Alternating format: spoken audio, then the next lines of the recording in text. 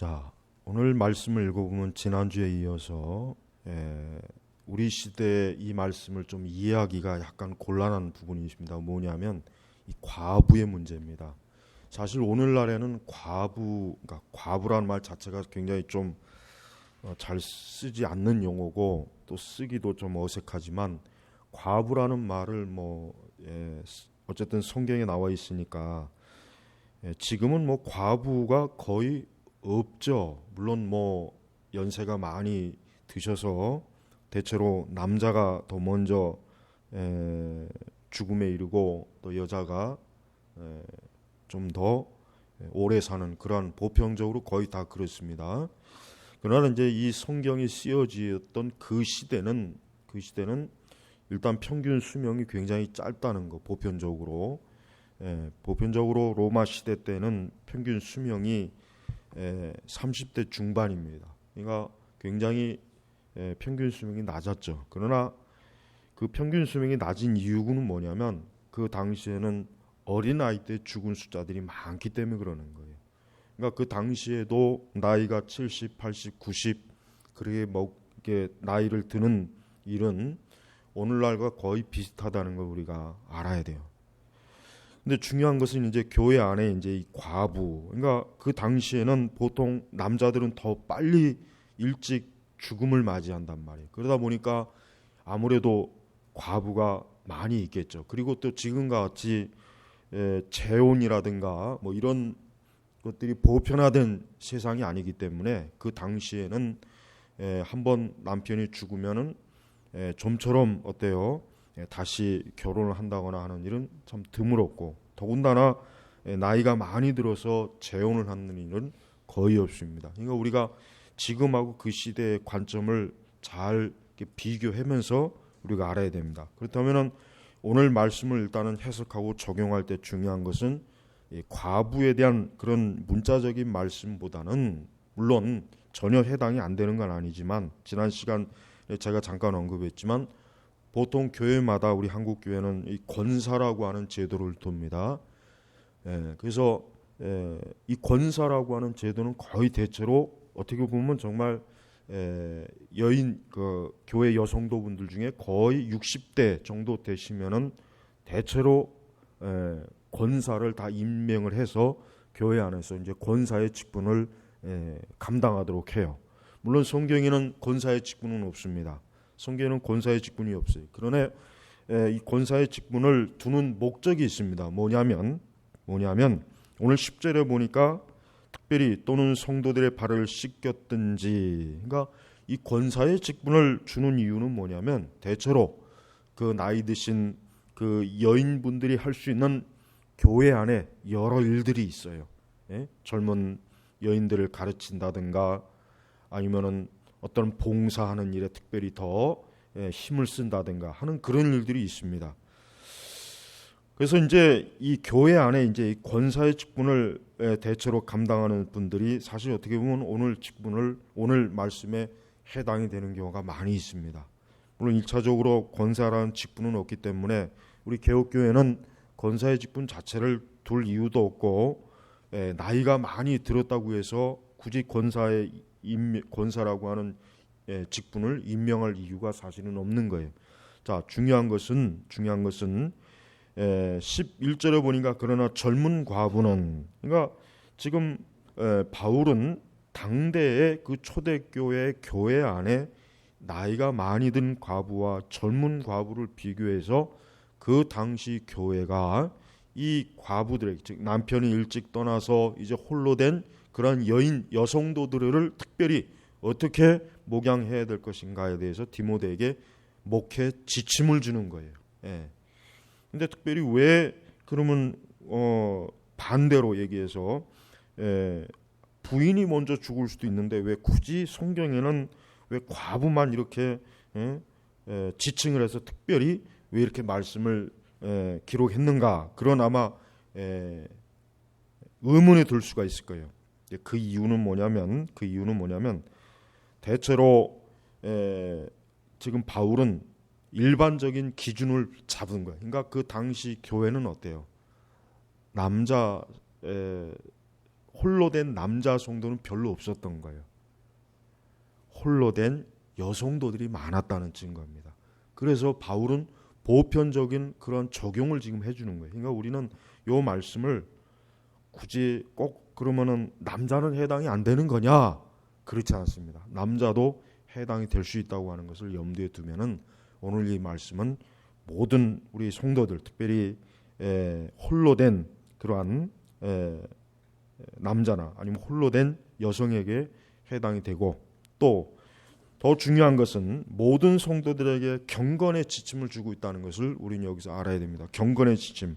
자, 뭡니까? 자, 10절에 보니까 선한 행신들로 증거가 있어야 할 것이니, 자, 과부의 명부에 올리는 나이 60이 덜 되지 않고 한 남편의 아내였던 자이여 하며 하면서 기준을 정해주는 게 뭡니까? 10절이죠. 자, 지난 시간에 간략하게 제가 잠깐 언급했지만 오늘은 좀 더 구체적으로, 첫째는 선한 행신들로 증거가 있어야 할 것이니 하면서 그 선한 행실에 대한 세 가지에 대한 것들이 구체적으로 나왔어요. 첫째는 뭡니까? 세 가지가 아닙니다. 네 가지 정도. 자녀를 잘 양육한 거예요. 자, 지금이나 뭐 오늘날이나 과거나 아이들을 양육하는 데 있어서 가장 중요한 역할은 어머니가 굉장히 절대적이에요. 그러니까 여인들이 경건하게 자녀를 양육하는 일에 가장 어때요? 영향을 크게 미칩니다. 물론 아버지도 영향을 많이 미치죠. 근데 어머니가 확실히 영향을 많이 미쳐요. 왜?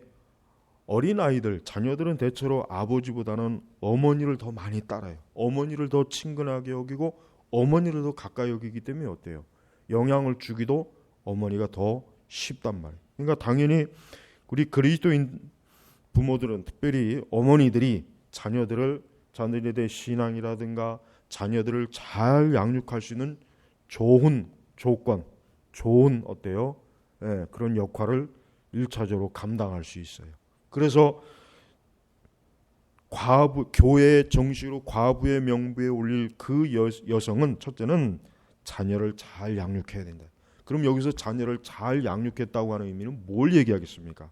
자녀를 좋은 대학에 보냈을까요? 아니면 좋은 사업가가 되겠습니까? 그게 얘기하는 게 아닙니다. 경건한 그리스도인으로 잘 양육했다는, 그걸 얘기하는 거예요. 그러니까 여기서 잘 양육했다는 것을 육신적 관점으로 뭐 좋은 대학에 보낸다든가, 아니면 공부를 많이 시켰다, 아니면은 잘 뭐 성공적으로 그 아이가 세상에서 성공한 사람이 되게 했다, 이런 의미가 아니라 그 아이들이 하나님을 잘 경외하고 그리스도인으로서 그 아이들이 잘 키워졌다. 그게 바로 자녀를 잘 양육했다고 하는 본래의 뜻입니다. 두 번째는 나그네를 후대했든지. 자, 나그네를, 그럼 여기서 1차적인 나그네는 누구이겠습니까? 바로 성도를 말하는 거예요. 성도를 얘기하는 거예요. 성도. 그러니까 그 당시에는 이 나그네들이 오늘날처럼 거처할 뭐 여관이라든가 이런 숙박시설이 그 당시에는 별로 없었어요. 거의 전무하다시피 했어요. 그러다 보니까 성도들이 여행을 다니면 어떻게 됩니까? 같은 지역에 있는 성도들의 집에 유하는 경우가 많이 있었단 말이에요. 그래서 그들을 어때요? 잘 후대한 거예요. 그러니까 잘 대접한 거예요. 아브라함이 천사주를 잘 대접했죠. 바로 그걸 얘기하는 거예요. 그 다음에 또 성도들의 발을 씻겼든지. 이것은 좀 더 구체적으로 교회 안에서 성도들을 잘 돌보는 일을 했다고 하는 그런 얘기를 말합니다. 사실은 교회 안에서 나이 드신 여성 동님들은 굉장히 중요해요. 어느 교회든지 그 교회 그 권사님, 굳이 이제 우리 교회는 없지만 어쨌든 워낙 우리 한국 교회는 권사라고 하는 직분이 다 보편적으로 있으니까 예를 드는 겁니다. 권사님들이 어떠한 사람이냐에 따라서 그 교회는 어때요? 그 교회 그 분위기가 결정이 되는 경우가 많이 있어요. 권사님들이 온유하고 사랑이 많고 대접하기를 좋아하고 성도들을 잘 다독거릴 줄 알고 경건하게 부드럽게 이 교회를 잘 섬길 줄 아는 권사님들이 많은 교회는 좋은 교회입니다. 그런 교회는 목사님들이 목회하기가 좋아요. 그런 교회는 그 교회 안에 아주 못된 그 교인들도 절대로 함부로 이렇게 할 수가 없어요. 그만큼 나이 드신 그 권사님들의 역할이 굉장히 중요합니다. 자, 성도들의 발을 씻겼더니, 여러분 발을 씻기는 일은 천한 일이에요. 그건 노예들이 하는 일이에요. 예, 과거에 발을 씻기는 일은 노예들이 하는 일입니다. 자, 그렇다면 성도들의 발을 씻겼다는 건 뭐예요? 성도들의 그 여러 차질구레한 일들을 잘 돌보고 섬기고 처리할 그런 일들을 했다는 얘기예요. 그러니까 교회 안에 귀한 일꾼이었겠죠. 또는 뭡니까? 또는 환난 당한 자들을 구제했든지. 예? 그러니까 혹시라도 먹을 것이 없거나 옷가지가 없거나 어떤 어려움이 있으면 가서 일일이 찾아보면서 가서 구제를 해주는 거예요. 그러니까 이 권사의 직분을 제대로 감당하는 것은 중요한 거예요. 그냥 권사라고 하는 그냥 딱지 계급장만 하나 딱 붙여놓고 교회 안에서 감나라, 콩나라, 매주 써라, 된장 풀어라 이런 권사님들도 많이 있죠. 많이 있단 말이에요. 아주 가시 같은 역할을 하는 권사님들도 꽤 있습니다. 그렇지 않은 분도 많이 있지만, 그러니까 성경에서는 교회 안에 특별히 여성도님들이 나이가 많이 이제 점차적으로 60대가 되고 70대가 되면은 어때요? 하나님의 교회를 보이지 않는 곳에서 그리스도의 마음으로, 그리스도를 섬기는 마음으로, 주님의 교회를 사랑하는 마음으로 구체적으로 곳곳에서 조용하게 섬기는 일을 잘 해야 된다는 뜻이에요. 또는 선한 일에 헌신한 자여야 된다.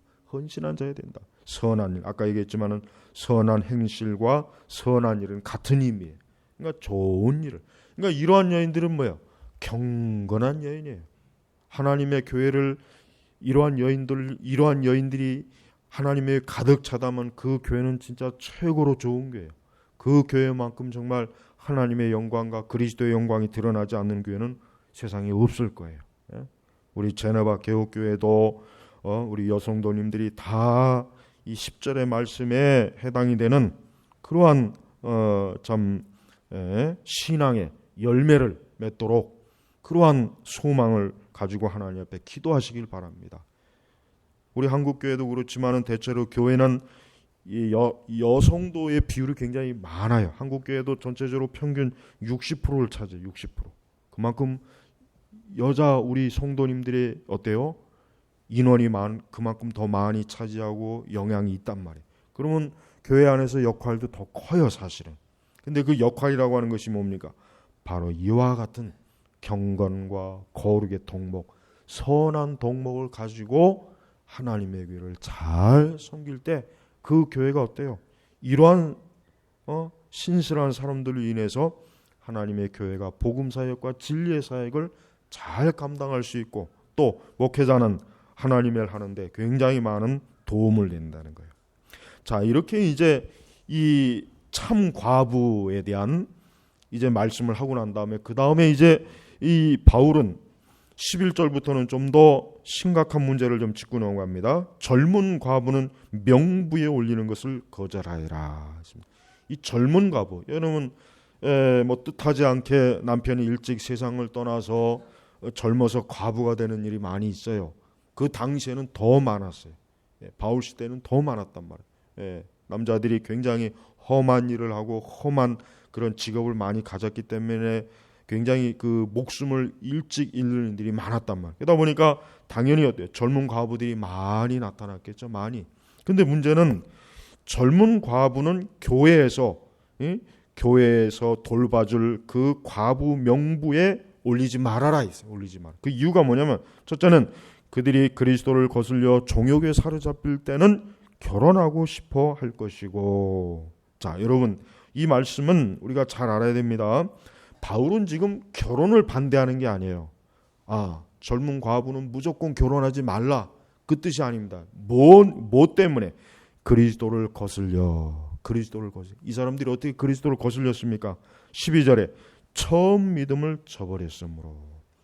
여러분, 이 젊은 과부들의 가장 치명적인 문제는 뭐냐면 결혼이 문제가 아니라 처음 믿음을 저버리는 것으로 그리스도를 거부한 거예요. 왜 거부했느냐? 자신의 육신의 정욕에 어때요? 믿음을 팔아버린 거예요. 자신의 육신의 정욕에 어때요? 그리스도를 팔아버린 거예요. 그러니까 결국은 뭐예요? 이 사람들은 믿음을 떠난 거예요. 교회를 이 사람들은 애초부터 예수 그리스도를 믿는 참된 믿음을 어때요? 짓밟아 버린 거예요. 무엇 때문에? 정욕에 사로잡힐. 정욕. 여기서 말하는 정욕은 뭘 얘기했습니까? 성적인 범죄를 얘기할 수 있습니다. 성적인 범죄. 또 세상을 사랑하는 거죠. 그리스도를 사랑하는 것보다는 사람을 더 사랑하는 거겠죠. 또 물질을 사랑하는 거겠죠. 이 세상 정욕과 쾌락을 사랑하는 거겠죠. 이런 것들이에요. 예. 그러니까 그리스도를 거슬려. 그리스도를 거슬린다는 이 거슬린다고 하는 표현은 구체적으로 뭡니까? 그리스도를 대적하여. 우리가 보통 적그리스도라는 말을 많이 쓰죠. 거기서 말하는 적이라는 얘기 뭐야? 반대한다는 뜻이거든요. 반대. 그 적이라는 뜻이. 그러니까 결국 그리스도를 반대하여 정욕에 사로잡힐 때는 결혼하고 싶어 할 것이며 처음 믿음을 저버렸으므로 형벌을 받게 되기 때문이다. 여기서 말하는 형벌은 뭡니까? 하나님의 지옥의 심판을 말하는 거예요. 그러니까 여기서 말하는 이 젊은 과부들은 실제로 뭡니까? 실제로는 영적으로 완전히 그리스도하고는 이제는 뭐예요? 관계가 끊어진 거예요. 그리스도의 원수가 된 거예요. 예. 왜? 정욕에 사로잡힐 때. 여러분, 오늘날 여인들이 정욕에 사로잡힌 여인들이 얼마나 많습니까? 굉장히 많아요. 우리 교회 안에서는, 즉 교회 안에 교회를 다니는 적어도 여성도들은 그렇게 되면 안 되겠지만은, 그러나 사실은 안타깝지만 교회를 다닌다고 해도 정욕에 사로잡혀서 세상에서 죄를 짓고 어리석은 길로 가는 그런 사람들이 드물지는 않습니다. 그게 안타까운 거예요. 하나님 앞에 기도를 하고 경건하게 그리스도에게 소망을 두고 천국에 소망을 두고 그렇게 그리스도를 위해서 끝까지 자기의 정절을 지키면서 하나님 앞에 온전한 그러한 젊은 과부였으면 좋겠는데 그렇지 못하고 그리스도를 거슬려 정욕에 사로잡힐 때는 그러니까 결혼을 반대하는 것이 아니라 뭡니까? 그리스도를 거슬리는 것을 지금 가장 치명적인 문제로 삼는 거예요. 여러분, 분명히 어떤 사람은 처음 믿음을 저버린 사람들이 있어요. 근데 여기서 처음 믿음을 저버렸다는 말이 굉장히 참 의미가 깊은 말이에요. 이 믿음을 그러면 과연 저버릴 수 있겠는가? 성경에 보면은 대만은 세상을 사랑하여 갔고 그런 말이 있죠. 우리는 성경 곳곳에 보면은 잘 우리가 정말 그 깊은 하나님의 섭리는 모르겠지만은 분명히 신앙생활을 하다가 중도에 세상으로 달려간 사람들이 꽤 많이 있었습니다. 성경에도 이런 걸 지적합니다. 그리고 실제로 우리가 현실 속에서도 보면은 교회를 한때는 잘 다니다가 정말 잘 다니다가 교회를 떠나는 사람들이 굉장히 많이 있어요. 심지어는 이단으로 간 사람도 있습니다. 심지어는 다른 이방 종교로 개종하는 사람도 있습니다. 이 사람들이 다 뭡니까? 처음 믿음을 저버린 사람들. 우리는 이 말씀에 너무 지나치게 분석해서는 좀 곤란합니다. 그러면 한번 예수님을 믿었다는 사람들도 처음 믿음을 저버릴 수 있습니까? 사실은 그 문제를 지금 얘기하는 게 아니에요. 바울은 지금 그걸 얘기하는 게 아닙니다. 이 사람들은 애초부터 뭡니까? 예수 그리스도를 진심으로 사랑하지 않았던 거예요. 그러다가 어땠습니까? 그러다가 어떤 한순간의 계기에 그리스도를 거슬릴 수 있는 계기가 온 거예요. 그때 자기의 정체가 드러나는 거예요. 그러니까 이 젊은 과부들은 어때요? 애초부터 예수 그리스도를 진심으로 믿고 예수님을 사랑했던 사람이 아니었어요. 그동안 표면적으로 교회를 다녔어요. 표면적으로 그리스도를 믿는 척했어요. 그러나 어떤 계기가 왔을 때 즉시 어떻습니까?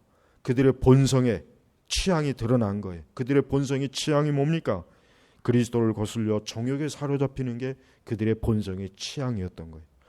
그러니까 젊은 과부 중에 분명히 끝까지 나는 그리스도를 위해서 끝까지 주님을 위해서 헌신하겠습니다 하는 사람들 분명히 있었을 겁니다. 그런데 대체로 뭡니까? 대체로 저들은 자신의 그 믿음을 저버리고 결국은 뭐예요? 형벌의 자리로 나간 거예요. 그리고 이 사람들이 또 큰 문제를 일으킵니다. 13절에 보니까 또한 그들은 게으름에 익숙하여 게으른 거예요.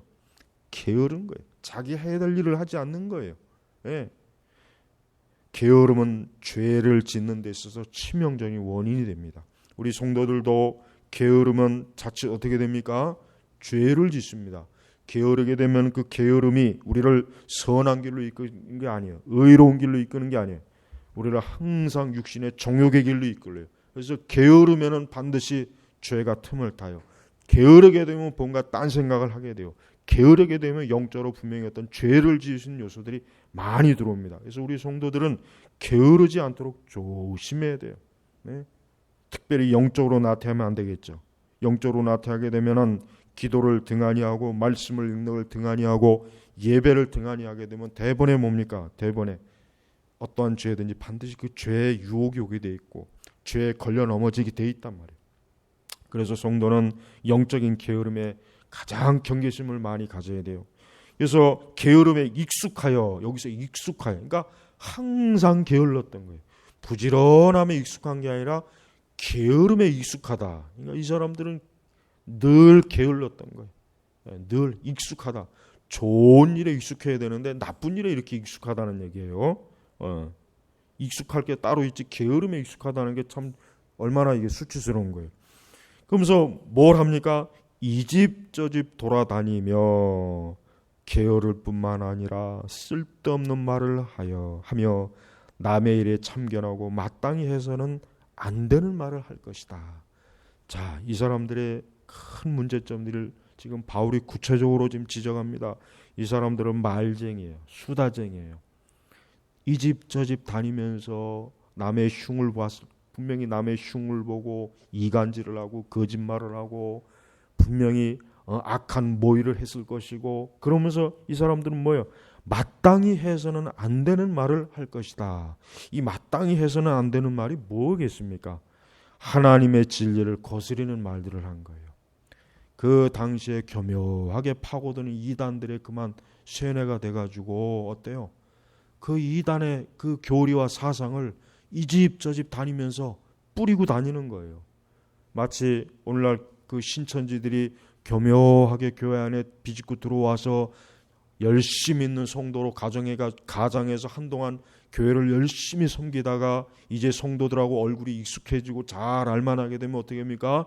집집마다 다니면서 야, 이만희가 예수 그리스도다. 이만희가 참된 이긴 자다. 이만희야말로 장차 오실 메시아다. 이런 거짓 교리를 뿌리고 다니잖아요. 그러면서 사람들의 마음을 거짓으로 지키죠. 그러니까 마땅히 해서는 안 되는 말을 할 것이다. 혹시라도 이런 사람이 있다면 이 사람은 마귀라는 걸 즉시로 알아차려야 돼요. 아하, 이 사람은 마귀구나.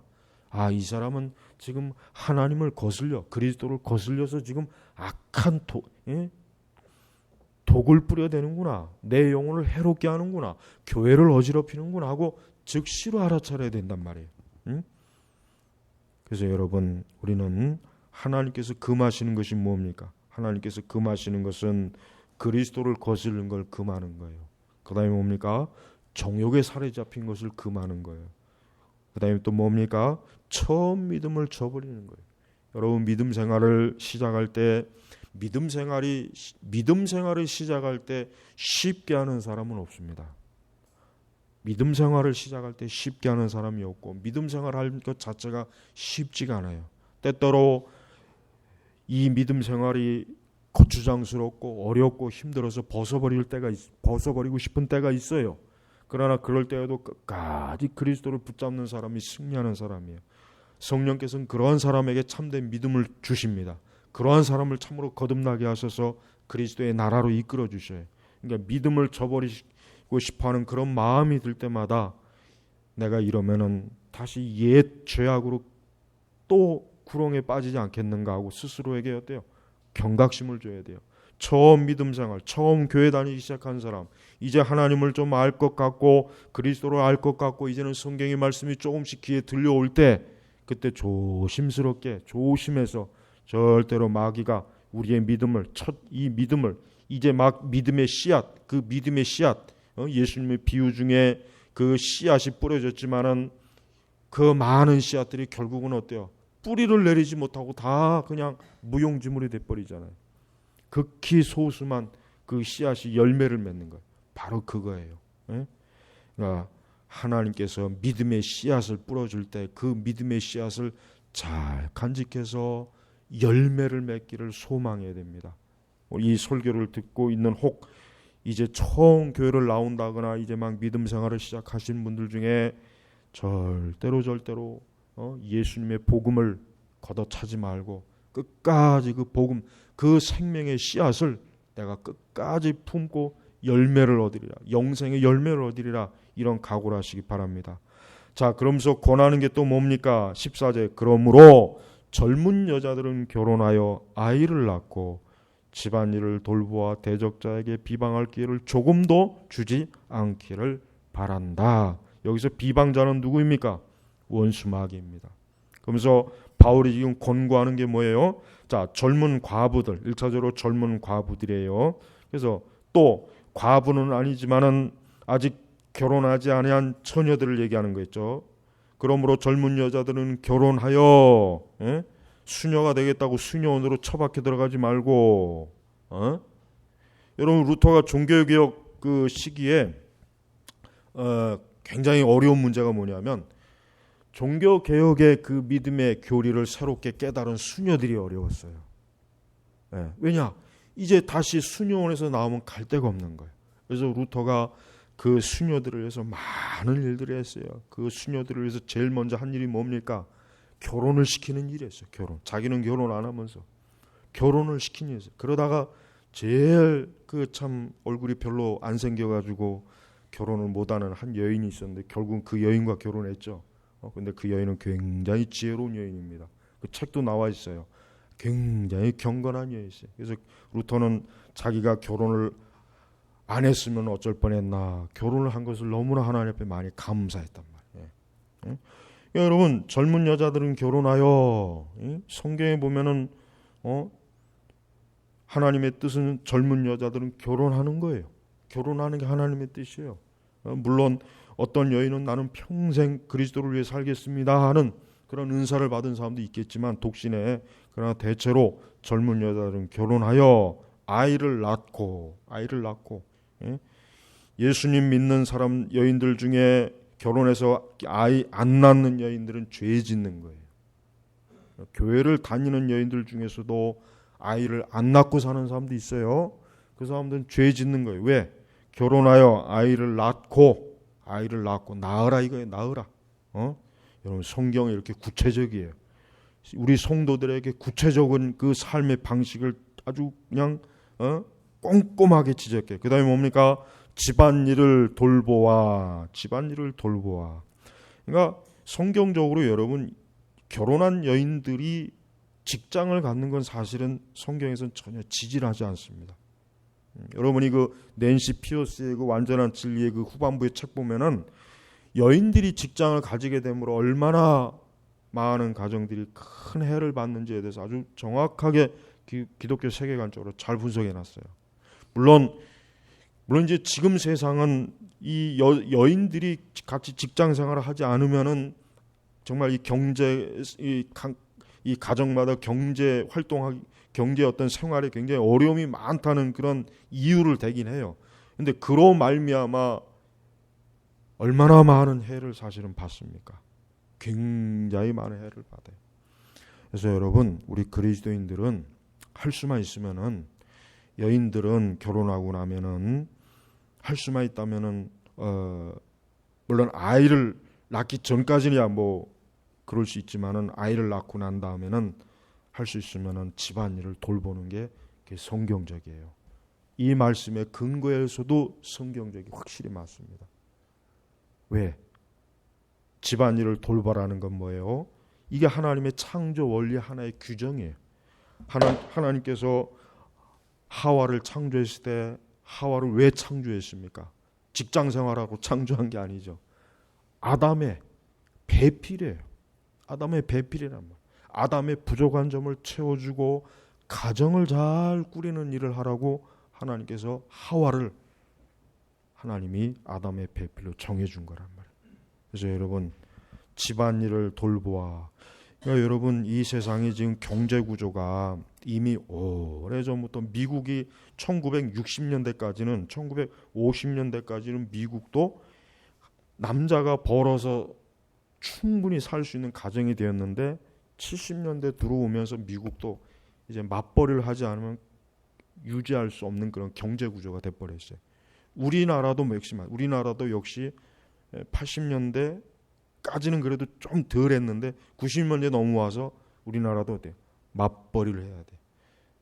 근데 여러분, 일반 사회학자들이 쓴 그 맞벌이 부부의 함정, 또 이 맞벌이에 대한 그 사회학자들의 그 저서를 보면은 이 맞벌이가 얼마나 많은 가정들을 파괴하고 부부 관계를 파괴하고 자녀들의 교육을 엉망으로 만들고, 부부가 같이 직장을 해서 돈을 벌어서 혜택을 받는 것보다는 잃는 게 더 많았다는 것이 일반 이 세속 사회학자들이 다 밝혀냈어요. 그런 책들이 지금 많이 나와 있어요. 전 그런 책들을 거의 다 읽어봤어요. 네.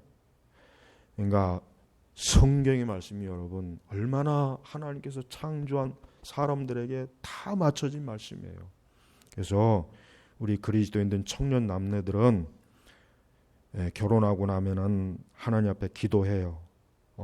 그런 거 왜 기도 안 합니까? 집안일만, 집안에서 내가 가족들을 잘 돌보는 일에 내가 하나님의 일을, 그게 하나님의 일이거든요. 그게 하나님의 일이란 말이에요. 그렇게 감당할 수 있게 해달라고 할 수 있으면 기도하고 그렇게 노력을 해야 돼요. 근데 그렇지 않은 경우가 많이 있어서 안타까워요. 그러니까 우리는 성경의 사상을, 성경의 교리를 거스르는 거예요. 이런 것까지 지적하면은 아마 대부분이 목사님은 너무 좀 사회를 모릅니다, 세상을 모릅니다, 아마 그럴 거예요. 그러나 제가 모르는 게 아니에요. 제가 몰라서 이런 얘기를 하겠습니까? 성경이 이렇다는 걸 제가 말씀드리는 거예요. 그래서 대적자에게 비방할 기회를 조금도, 이 마귀가 어때요? 마귀가 얼마나 많은 가정들을 파괴합니까? 얼마나 많은 부부를 파괴합니까? 간음이나 정욕이나 육신의 정욕으로 얼마나 많은 가정이 이혼을 하고, 그로 말미암아 얼마나 아이들이 많이 상처를 받고 고통을 받고. 미국을 보십시오. 미국은 우리나라도 지금 동일해요.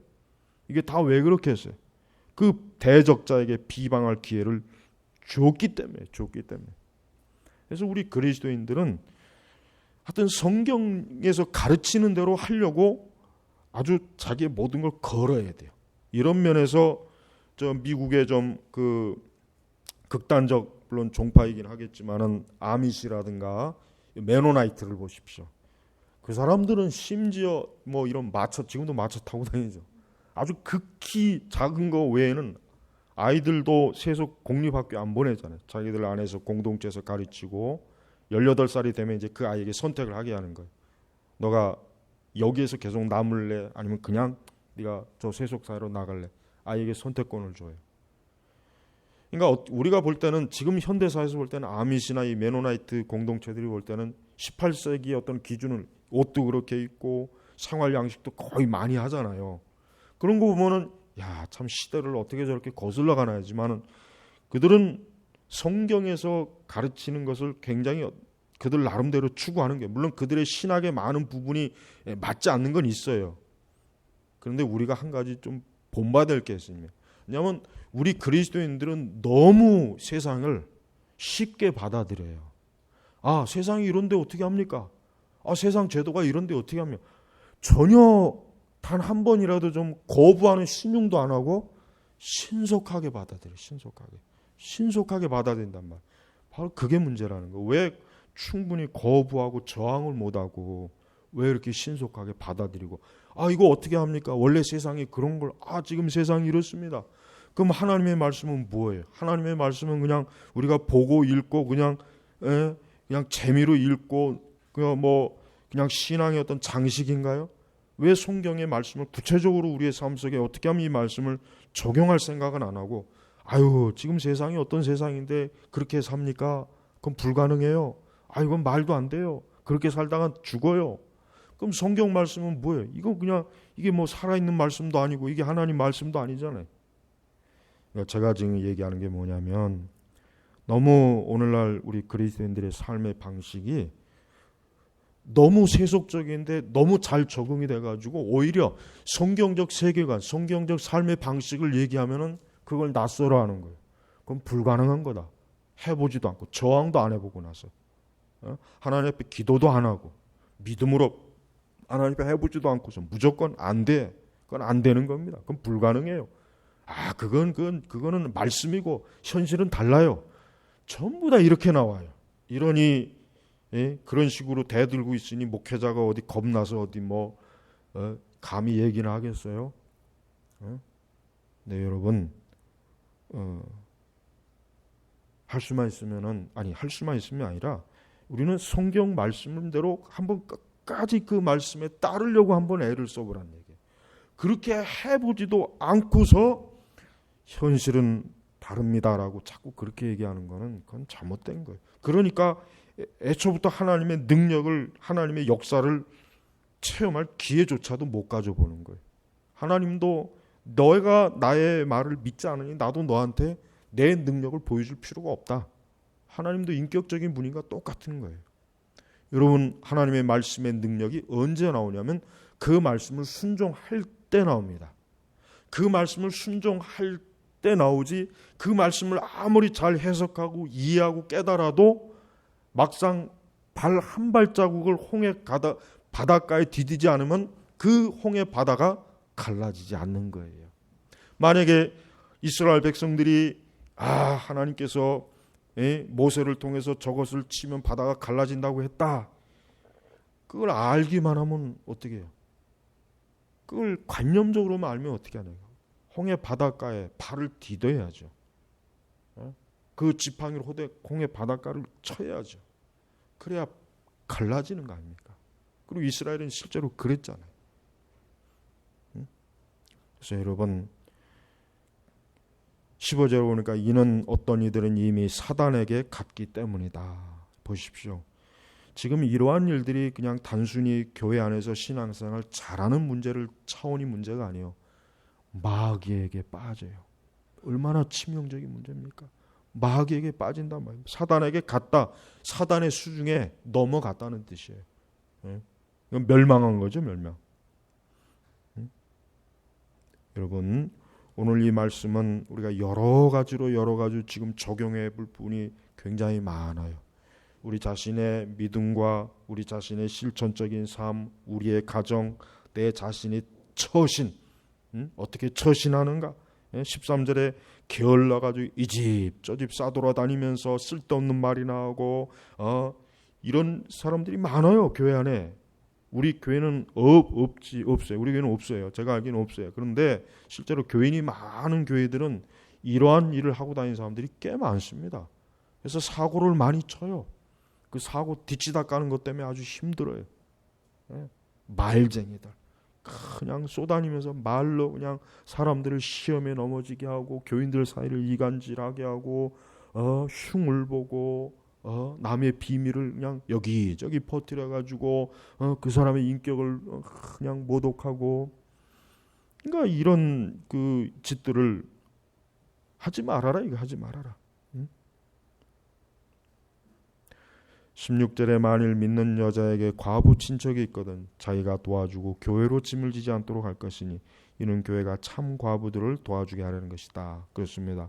바울은 하나님의 교회가 이 참 과부들을 도와서 이 참 과부들이 하나님을 잘 섬기고 교회를 유익하게 하는 일에 교회가 도울 수 있게 하기 위해서 참 과부 외에 다른 과부들은 걸러내라. 그런데 이 잘못된 이 젊은 과부들이나 젊은 여인들이 자칫하면은 사단에게 그만 넘어갈 수 있기 때문에 저들의 이러한 제약들에 대해서 네가 항상 경계하고 주의해야 된다 하고 디모데가 지금 목회 지침을 지금 내려주는 것입니다.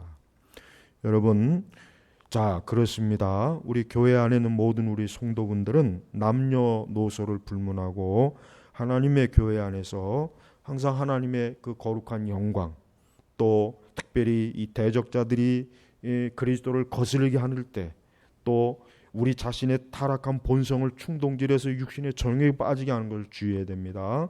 그 다음에 또 기독교는 극단적 금욕주의를 절대로 추구하지 않는다는 거. 결혼하지 않아야 네가 그리스도께 충성하는 거다. 네가 평생 독신으로 사야 주님이 기뻐하신다. 어떠한 금욕주의도 교회 안에는 들어오면 안 돼요. 바울은 어땠어요? 오히려 젊은 여자들은 결혼해라 그래요. 결혼해라. 공연히 시집 남자도 마찬가지예요. 남자도 결혼하지 않고 공연히 헛된 망상에 빠지지 말라. 이렇게 지금 또 권면하는 것입니다. 우리는 이러한 전반적인 말씀을 통해서 하나님의 교회를 어떻게 각자의 위치에서 잘 섬겨야 될지, 또 내 개인의 개개인적으로 또 적용할 일도 여기서 많이 있습니다. 그래서 이 말씀을 여러분이 한번 잘 살펴보고 하나님의 교회와 나 자신과 우리의 가정이 주님을 어떻게 하면 더 영화롭게 할 수 있고, 어떻게 하면 이 마귀에게 또 참소당하지 않고 마귀의 꾀임에 넘어가지 않을 수 있는가, 한번 더 말씀을 스스로 묵상하면서 지혜를 얻으시기를 주의 이름으로 축복합니다. 기도하겠습니다. 하나님 아버지, 감사합니다. 우리가 성도로 살아가는 일에 매사에 그것이 작은 일이든 큰 일이든 우리는 하나님의 말씀을 통해서 하나님께서 무엇을 말씀하시는가, 어떠한 것을 주님이 명령하시고 어떠한 것을 주님이 원하시는가를 항상 꼼꼼하게 말씀을 통해서 살펴보는 그러한 지혜와 그러한 노력이 우리에게 넘쳐나게 하소서. 그래서 말씀을 벗어나서 헛된 것에 방황하지 말고 또 말씀에 불순종하는 일이 없도록 매사에 항상 주의 말씀에 근거한 삶을 살아가도록 인도하여 주시옵소서. 감사하며 살아계신 우리 주 예수님의 이름으로 기도 올렸습니다. 아멘.